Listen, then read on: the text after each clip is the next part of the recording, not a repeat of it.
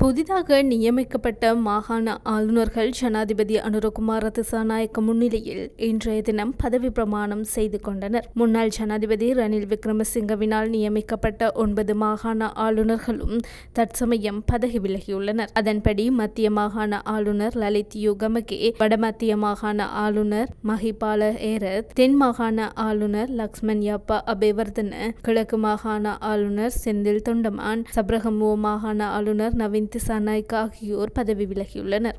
இந்நிலையில் இலங்கையின் 9 மாகாணங்களுக்குமான புதிய ஆளுநர்கள் இன்று பதவி பிரமாணம் செய்துள்ளதாக தெரிவிக்கப்படுகின்றது. வடமாகாண ஆளுநராக இன்று அதிமேதகு ஜனாதிபதி அவர்கள் முன்னிலையிலே சத்திய பிரமாணம் செய்து கொண்டேன். இதுக்கு பிறகு உங்களோட வேலை திட்டங்கள் எப்படி இருக்கும்? நாங்கள் புதிய அரசாங்கத்தோட அவர்களுடைய வழிகாட்டுதன்படி நாங்கள் நல்ல நேர்மையோட நாட்டு மக்களுக்கு நல்ல சேவை ஆற்றலாம் எங்களுக்கு நம்பிக்கை இருக்குது. இந்த சிஸ்டத்தை விட மாற்றத்தை எதிர்பார்க்கலாம். நாங்கள் மாற்றத்தை எதிர்பார்த்து தான் நாங்கள் வந்திருக்கிறோம். இந்த